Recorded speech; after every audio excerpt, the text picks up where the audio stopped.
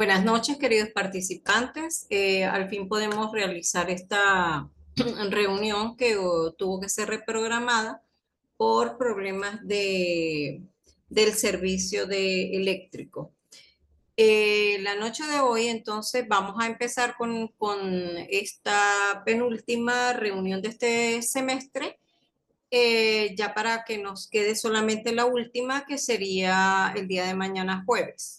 Vamos a compartir pantalla, tomar nuestro soporte como siempre se hace para poderlo colocar en en la plataforma.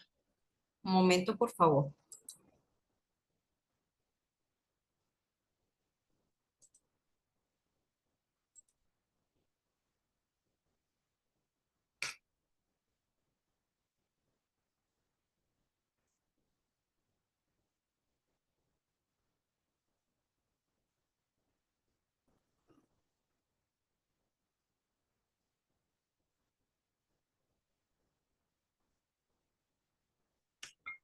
Vamos a esperar un poco para poder hacer entonces, dejar el capture acá. Un momento. Sí.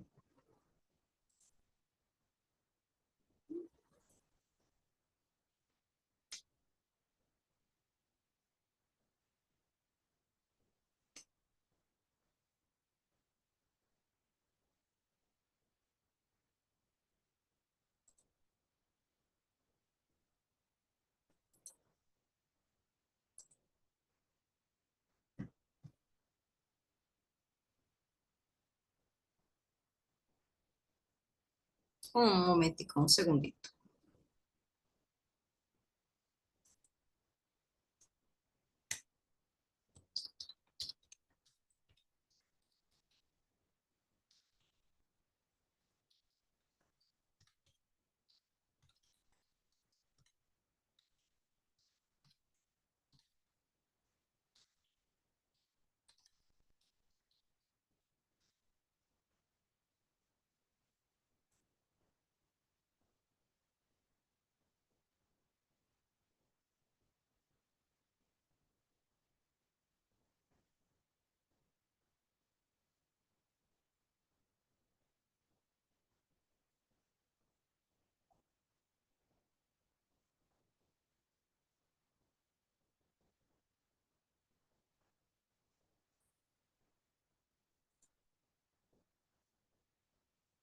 Bien. Ya pudimos tomar el capture. Y bueno, entonces el día de hoy, ¿verdad? Vamos a disminuir un poco acá. Nuestra agenda va a constar de eh, una pequeña introducción. Vamos también a hablar acerca de los microprocesadores en cuanto a, obviamente, su definición, un poco de historia, cuáles son las partes, los elementos fundamentales de ellos. Posterior, vamos a hablar de su arquitectura, de cómo funcionan y, bueno, de cómo han evolucionado dos de estas famosas marcas de dispositivos. Los cuales son de circuitos, ¿verdad? De circuitos integrados como lo son Intel y AMD. Intel veremos que fue el que inició todo.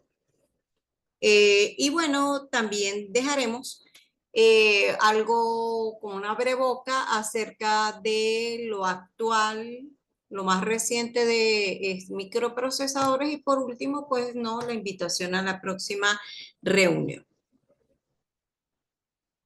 En cuanto a la introducción, ¿qué tenemos que decir? Pues sencillamente hemos venido en todas estas reuniones comentando que la intención es que nosotros o que las personas que utilizan un computador requieren o necesitan que él sea un apoyo en cuanto a rapidez, velocidad de procesamiento de datos y pues obviamente necesitamos que el rendimiento de ese equipo sea sea el mejor posible.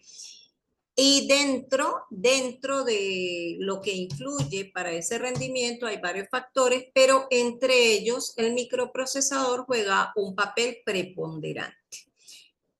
Antes de empezar a hablar de como tal de él, pues bueno, debemos definirlo. Y entonces aquí es donde empezamos la clase como tal, definiendo lo que es un microprocesador. Él es un circuito integrado central, digamos, de un computador y sencillamente él se encarga de llevar a cabo las operaciones aritmético-lógicas o los cálculos para permitir la ejecución de los programas desde el sistema operativo hasta el software de aplicación. Recordemos que dentro de ese procesador, pues sencillamente nosotros, o dentro de la, como tal, nosotros siempre le llamamos la unidad central de procesamiento, hay otros elementos fundamentales que son los que van a permitir que estas operaciones se lleven a efecto como tal.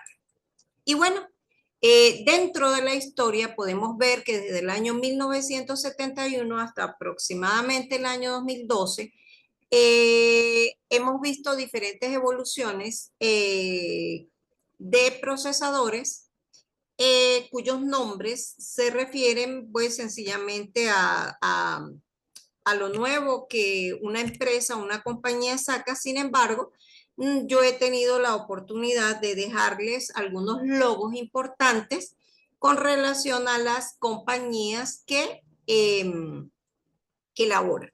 Por ejemplo, en el año 1971 se trabajó con el procesador Intel 4004, el cual tenía por características tener las patas que pueden ver acá o los pines, que formalmente se le dice pines. Entonces tenemos 2, 4, 6 y 8. 8 pines, que esos son pines en los cuales se transportaban allí datos. Posterior a ello pasaron de 8 a mayor cantidad de pines, como se puede ver en este ejemplo. Y bueno, las diferentes empresas, como le digo, son muchísimas, pero quien lleva la batuta en todo esto son dos fundamentales, porque la competencia de Intel es AMD. Podemos ver que también IBM participa como tal y algunas otras empresas, entre las cuales tenemos a Motorola como empresa que participa en la elaboración de estos circuitos integrados. Y muchos de los nombres que ustedes ven allí tienen que ver con características específicas del procesador como tal, las cuales vamos a ver en la próxima diapositiva. Y vamos a hablar un poquito de ello más adelante. No sé si tienen alguna pregunta al respecto.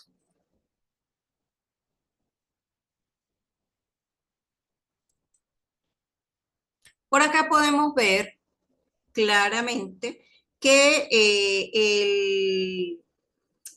aquí tenemos los elementos fundamentales de ese microprocesador.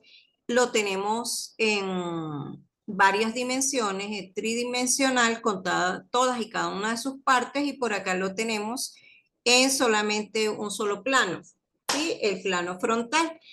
Podemos ver cómo, ¿verdad? Estamos tratando de presentación interna de ese microprocesador y bueno, pues lógicamente no podemos olvidar que dentro de la CPU tenemos elementos tales como la unidad aritmética lógica o ALU, la unidad de control, los archivos de registro, la memoria de programa y la memoria de datos o memoria RAM.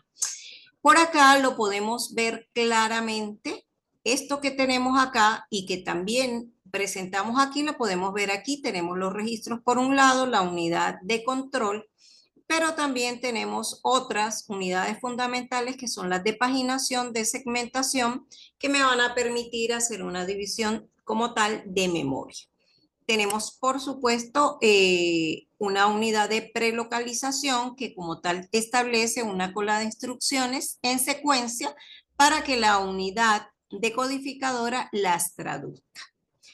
También tenemos circuitos de comunicación interna que me permiten establecer comunicación entre la unidad de prueba de protección y la unidad de paginación, así como la unidad de segmentación con la de codificación, porque es muy importante que la unidad de codificación lleve al lenguaje de máquina cada una de las instrucciones que el procesador va a transformar o con las cuales se va a realizar una orden o una actividad específica.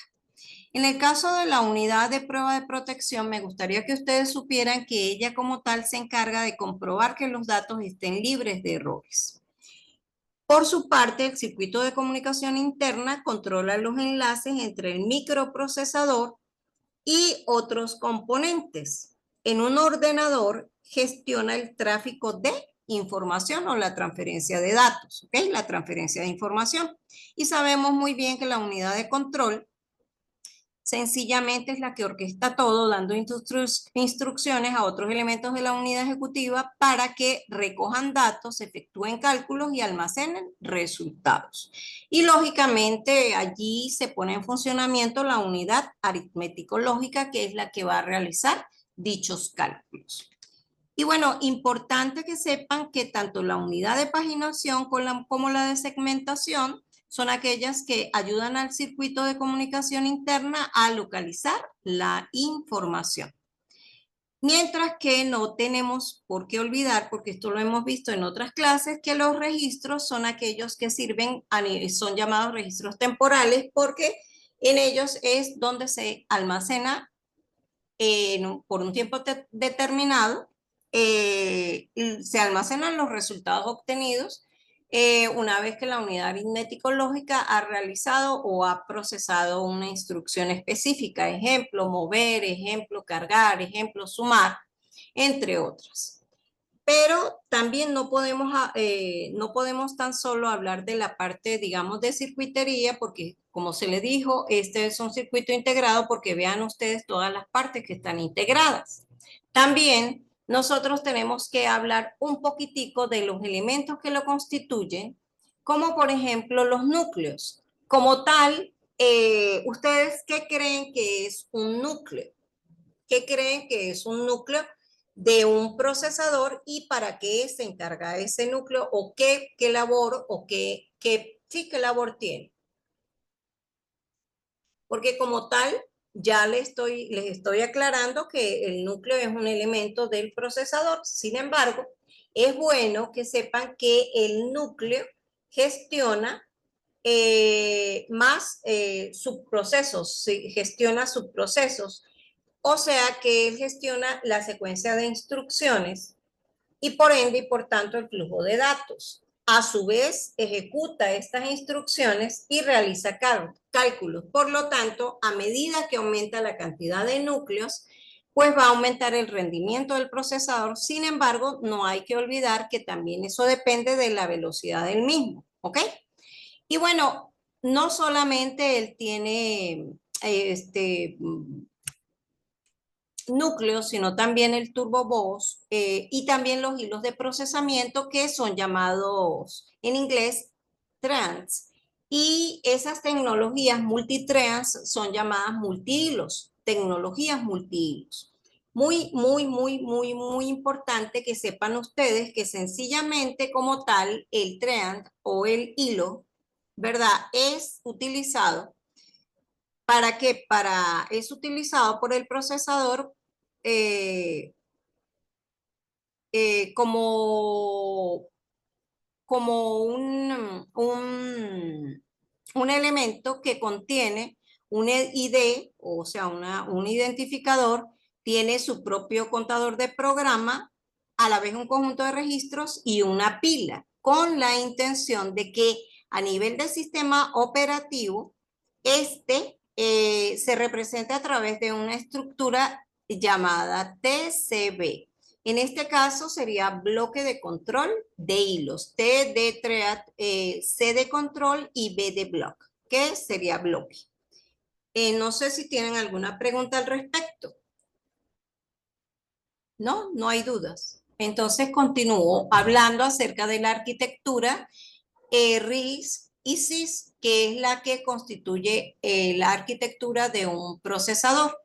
No quiere decir que estas sean las únicas, estas son las más sonadas. La arquitectura de la izquierda, la RISC, es básicamente una secuencia de instrucciones muy específica mientras que la CISC es bastante compleja. Entonces, cada una de ellas tiene características específicas, como por ejemplo, si la RISC es instrucciones simples, porque pues al ser instrucciones simples tendrá un formato específico, por lo tanto las instrucciones tienen una longitud fija, mientras que la compleja van a tener longitud variable. Por otro lado, mientras que la RISC presenta complejidad en el compilador. ¿Qué es un compilador? Es un equipo que se emplea para poder saber si las instrucciones del programa en el lenguaje de programación que haya escogido o se haya escogido son las adecuadas o las idóneas a nivel de sintaxis, y él se encarga de ver si no hay errores de compilación. Se llama eso. Mientras tanto, aquellos procesadores con tecnología CISC tienen una complejidad en el microcódigo. Y bueno, para las arquitecturas RISC, el acceso a la memoria solo se realiza con las instrucciones cargar y almacenar. Bien. Mientras tanto que en la CISC, por ser compleja, pues tiene varias instrucciones. Ojo, ¿no? Aclaro, la RISC solamente para acceso a memoria, load o store, ¿ok?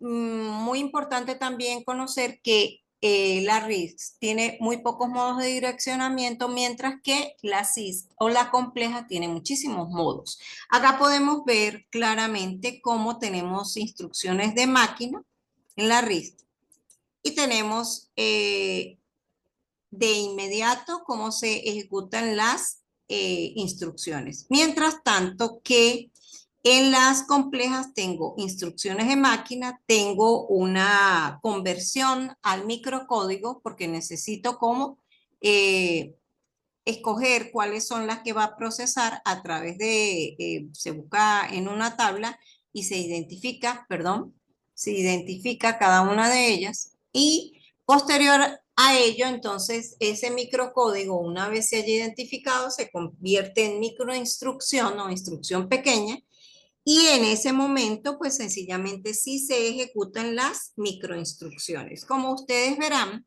en la tecnología CISC, como hay más complejidad, hay más tiempo de ejecución como tal. Veamos pues a otros conceptos y características en donde podemos hablar de los microprocesadores. Como ellos se encargan de en sí ejecutar las instrucciones y bueno, sí, de realizar cálculo, es muy importante entonces conocer que básicamente esto se realiza en, digamos, no sé si ustedes me están escuchando, ya va, voy a mirar algo, un momento, disculpe.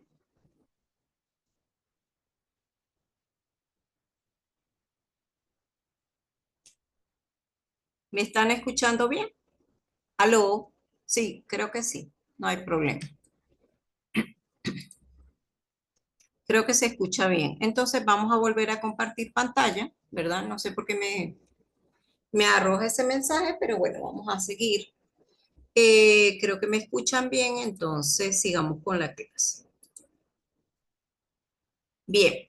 Ajá, hablábamos entonces de que los microprocesadores sabemos muy bien que se encargan de ejecutar instrucciones, y como tal podemos decir que por ello es que es el motor informativo del computador, y que él tiene que tener como un conjunto de instrucciones, como un patrón, digamos, una cantidad de instrucciones que le van a permitir eh, saber o conocer qué es lo que él va a hacer, porque es como que tuviera almacenados, ¿verdad? Unas preinstrucciones o unas instrucciones que son llamadas elementales, las cuales sencillamente son preprogramadas y almacenadas bajo la forma de código binario dentro de él.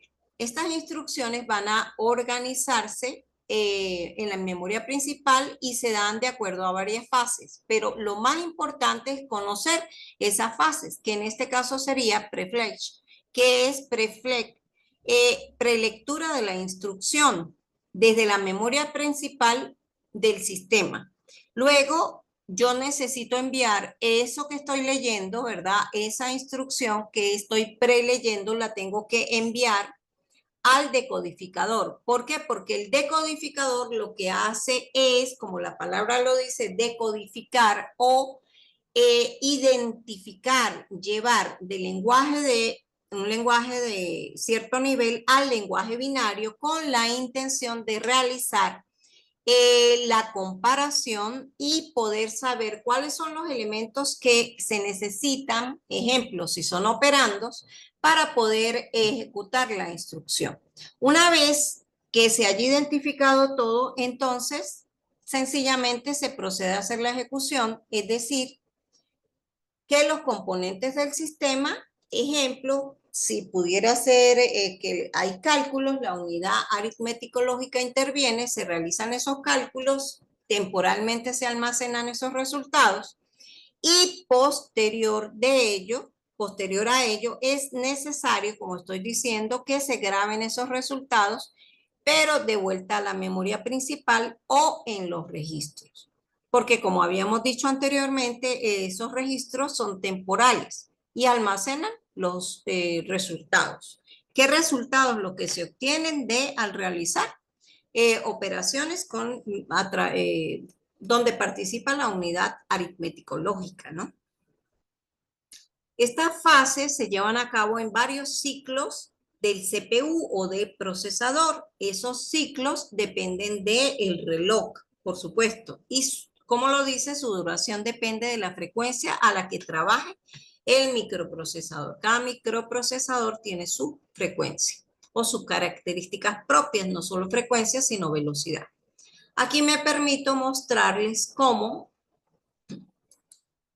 ha ido evolucionando Intel desde el primer procesador que fue el 4004 en el año 1971 hasta, digamos, años cercanos a lo actual en donde tengo al Core iX. ¿Qué características tiene el Intel 40, los procesadores Intel, ¿verdad?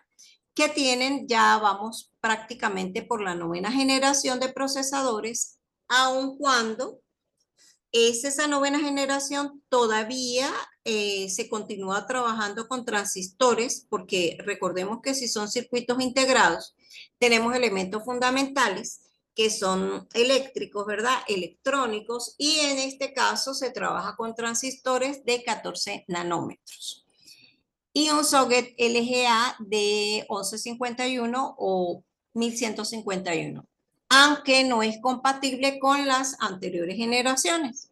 Pero muy importante tomar en cuenta que se ha ido avanzando y a medida que esa novena generación está en boga, nosotros tenemos más cantidad de núcleos, es decir, más dispositivos que me van a permitir gestionar la secuencia de instrucciones. Por otro lado, es importante señalar que ese procesador pues tiene sus carriles, tiene una capacidad de memoria RAM y eso va a permitir, como les digo, que se haya un mejor procesamiento de la información. Aquí podemos leer también que en esta generación se encuentran los Intel Pentium Gold G5000 orientados a estaciones multimedia con 2 núcleos y 4 hilos. Muy importante lo de los hilos porque recordemos que ellos lo que son es actúan como flujo de control para poder hacer el procesamiento de la información. En cuanto a a la, ya va un momento.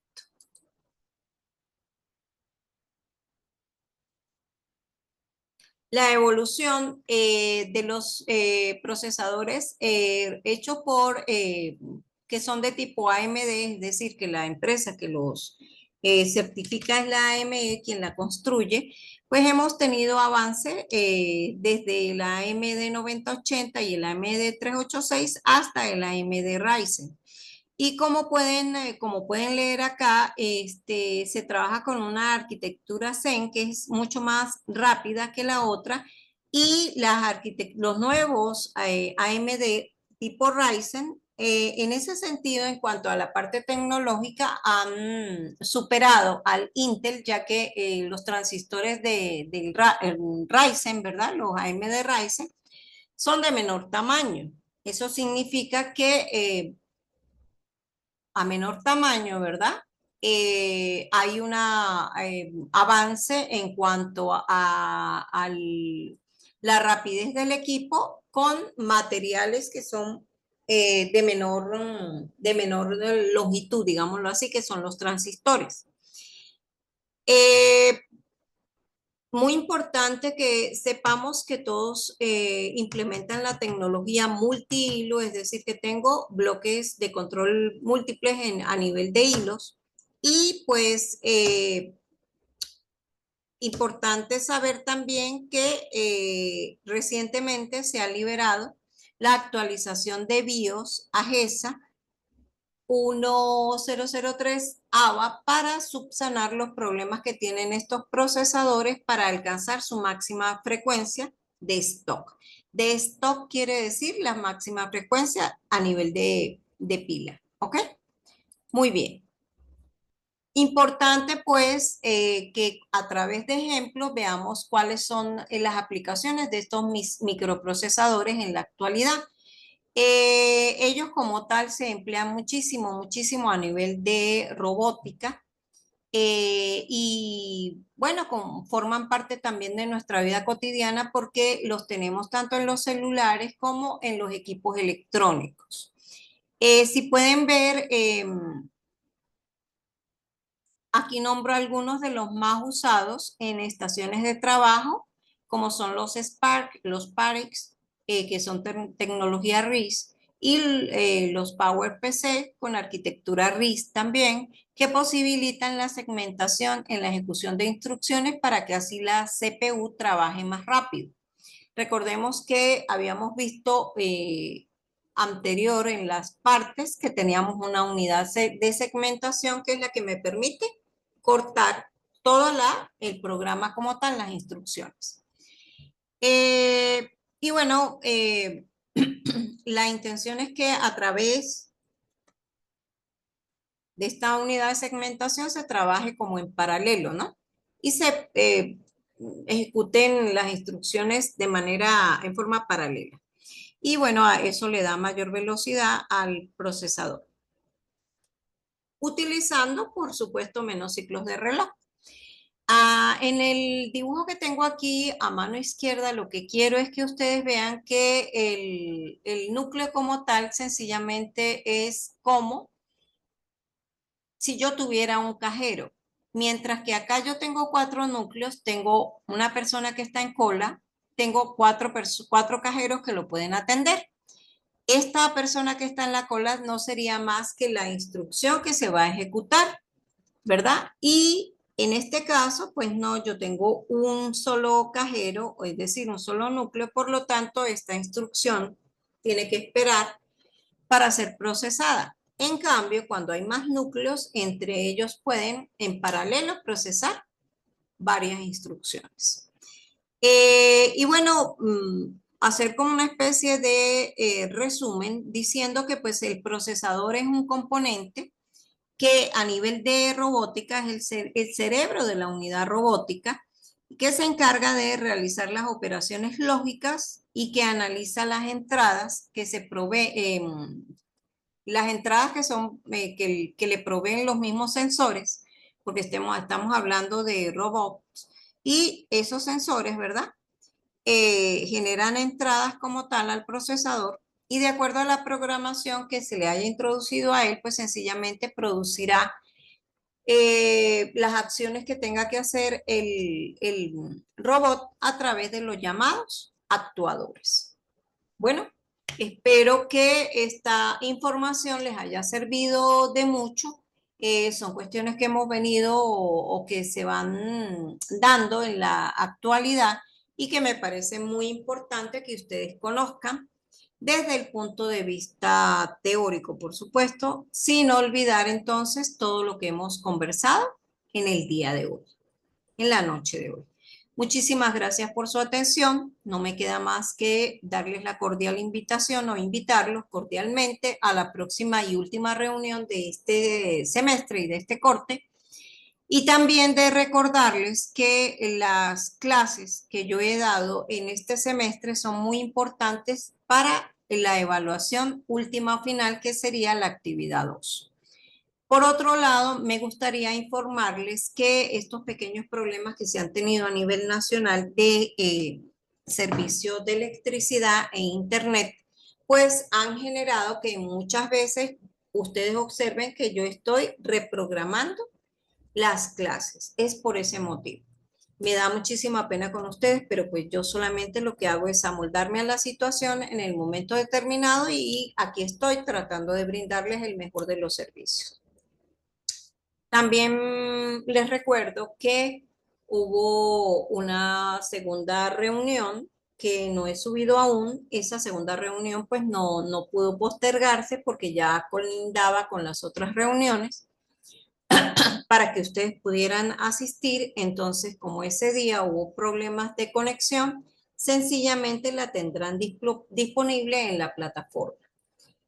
Es muy importante que tomen en consideración también que la última clase va a tener ejercicios prácticos y que entonces en esa actividad 2 tendrán ustedes ejercicios prácticos y por ello les recomiendo que ingresen a ella y en caso de que no puedan, pues sencillamente que la consulten. Bueno, no me queda más que darles las gracias por su atención, que Dios los bendiga en todo momento, que pasen una linda y maravillosa noche, que puedan descansar y nos vemos el día de mañana en la próxima reunión. Muchas gracias por su atención. Hasta luego.